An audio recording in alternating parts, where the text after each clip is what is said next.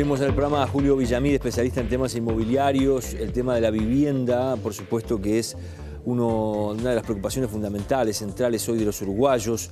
Hay un plan que se ha llevado adelante a través de una ley que se le ha conocido como una ley de vivienda de interés social. Se ha generado en estas últimas horas toda una polémica sobre si el gobierno tiene que topear o no el precio de esas viviendas que se han construido, Villamil, básicamente en barrios que tenían todos los servicios pero que se habían ido despoblando. Son barrios básicamente del centro de Montevideo y alejados de la costa. Esa era la idea.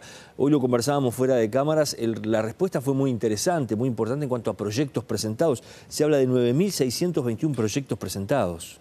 Sí, efectivamente, la respuesta del sector privado superó las expectativas, tanto de los que habíamos trabajado en esta propuesta desde el sector privado, como también la contraparte del sector público. Estuvo por encima de nuestras expectativas y estamos hablando de una inversión del orden de los $1.000 millones aproximadamente, que, recordemos a la audiencia, 100% de esa inversión corresponde a privados. Claro, recordemos que la contrapartida para esos constructores es, bueno, una suerte de un perdón impositivo o chiquita impositiva importante.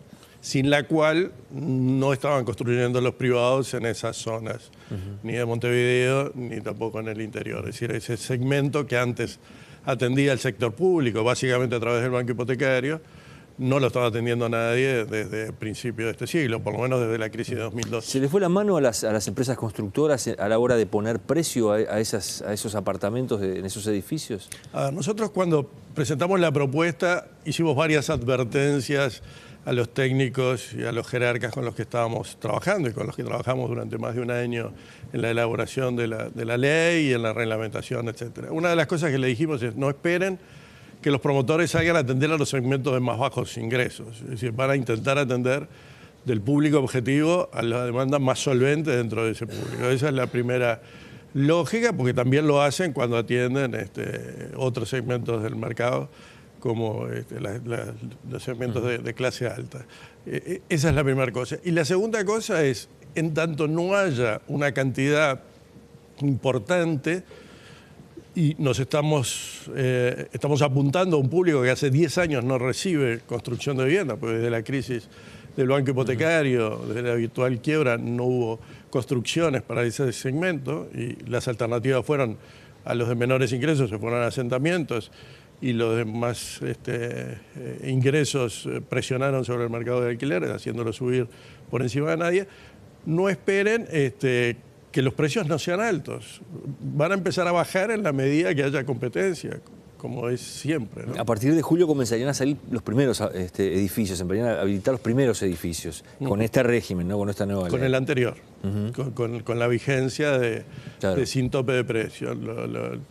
Claro, le digo con estos beneficios de la vivienda de interés social, ¿no? Sí, porque obviamente es un proceso, en realidad, cuando hace poco más de 3 años que el presidente de APCU le entregó en mano al presidente Mujica antes de que asumiera la propuesta, que después se transformó en un proyecto de ley, que después llevó un año de discusión y que después llevó varios meses también de discusión parlamentaria hasta votarse por unanimidad tanto en Cámara de Diputados como en el Senado. Recordemos que el decreto reglamentario de la ley, donde se obliga a poner un tope de precio a 1 de cada 4 apartamentos en un edificio, es para aquellos de un dormitorio hasta $82.300, de 2 dormitorios $109.200 y 3 dormitorios hasta $135.600. ¿Cómo son estos precios en cuanto a lo que se está manejando en el mercado?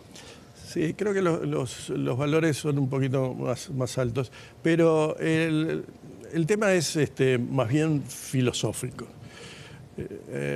Primero, es claro que a todos nos sorprenden los valores medidos en dólares, porque el dólar ha perdido valor como una moneda de referencia, por decir algo. El Banco Hipotecario nos tenía acostumbrados a la UR, y una vivienda de 5.000 UR, que era una vivienda bastante estándar, 5.000 UR eran $83.000 en 1997, bajó a $38.000 en 2003 y hoy son $155.000.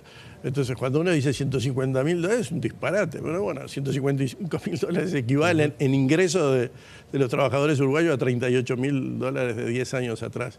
Entonces, claro, $140.000, $130.000 parecen cantidades exorbitantes. Cuando el banco hipotecario vendía a esos mismos valores, decía 3.000 UR o 4.000 UR de saldo, la cuota es 7.000 pesos, 8.000 pesos, y la gente no se preocupaba por hacer la multiplicación, cuántas URs, esos cuántos dólares representaban, etc. Ahora los precios están expresados en dólares y no tenemos la costumbre, porque hace 15 años que este sector no participa en el mercado inmobiliario, y cuando participó eran URs y no eran dólares.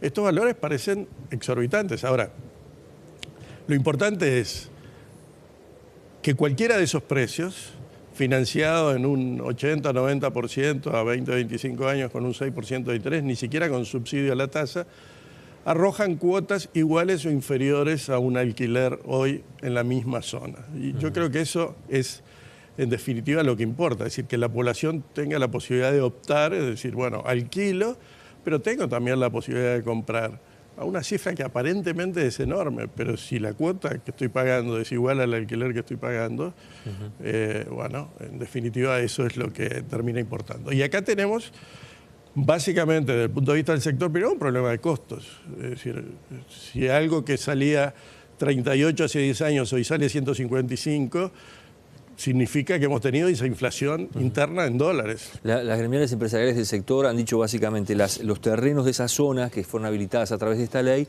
se han encarecido de un 100 a un 200%, y además el costo también de construcción se ha encarecido cerca de un 25% en estos 2 años. ¿Es así? ¿Está pasando eso? Sí, es así. Que el costo de construcción se haya encarecido porque los obreros ganan más es una buena noticia. En definitiva, eso es una buena cosa. Es decir, han logrado buenos acuerdos salariales, están ganando mucho más que lo que ganaron hace 10 años atrás en términos reales, pero eso no es una mala noticia en sí mismo. Por supuesto que presiona sobre el precio de los costos de construcción. El valor de la tierra, la verdad que durante todo el año de discusión no encontramos una solución amistosa con el mercado y con el derecho de propiedad que pudiera evitar esa plusvalía exagerada de una demanda que iba a comenzar en barrios donde nadie construía. Zonas donde está el canal o el área central, etcétera, son zonas en las que ningún privado compraba tierra para construir hace 15, 20, 40 años atrás. Ahora se ven muchos proyectos de estas características en estas zonas, ¿no? Del y centro, eso Cordón. Naturalmente ha presionado los precios al alza. Todavía los valores no son disparatados en términos de incidencia, porque Montevideo es muy extenso. Nosotros cuando presentamos la propuesta, presentamos una propuesta basada en zonas francas, urbanas, y con buen criterio el Poder Ejecutivo dijo, no, si fijamos zonas pequeñas va a haber una inflación de valores enormes al interior de esas zonas. Es preferible que el escenario sea toda la ciudad o todas las ciudades y que sean los municipios los que determinen en qué zonas quieren construir. Usted que conoce el mercado, ¿realmente una medida como la que termina tomando ahora el gobierno impacta en la decisión que puede tomar un inversor que ya tiene planificado, bueno, jugarse por este tipo de proyectos? Yo creo que impacta por 2 vías. Un impacto ya lo vimos y no es menor. Esta medida que ahora se acaba de tomar se anunció a principio de año. Se anunció en la prensa a través de técnicos del propio Ministerio de Vivienda y del propio Ministro de Vivienda como que se iba a tomar allá por enero o febrero de este año. Ya en el primer semestre de este año y a partir de esos anuncios bajamos 54% la cantidad de viviendas presentadas respecto del semestre anterior. Ahí ya tenemos una consecuencia directa y no es poca cosa. Según mis cálculos, eso significa 6.000 puestos de trabajo en la construcción, ese descenso. Por otro lado, la concreción efectiva de que ese anuncio se transforma en un decreto va a llevar a que como mínimo se consolide ese sacar el pie del acelerador. Nosotros veníamos presentando en el entorno de 4.500 viviendas año y ahora se bajó a 2.500 viviendas año. Es una diferencia realmente importante, pero con el riesgo de que pueda bajar a 1.500 apenas por año. Sigue, parece, por lo menos usted que conoce el mercado me dirá, que falta allí un plan alternativo a este, bueno, que es de la vivienda de interés social, que usted me decía siempre apuntó a una clase media con un poco más de poder adquisitivo, pero no para esa clase media hacia abajo, o incluso gente que está en una situación más complicada. Allí hay medidas, y ahí los privados sí están dispuestos a trabajar con topes de precio, de subsidios a la demanda. Es decir, allí hay ayudas para las entregas iniciales, hay subsidios a la tasa de interés, hay toda una batería de herramientas que pueden atender hasta 2.000 familias por año, porque hay los recursos presupuestales para esas renuncias, y que hoy no están siendo posibles porque justamente faltan viviendas acordes a esos valores que la gente pueda pagar.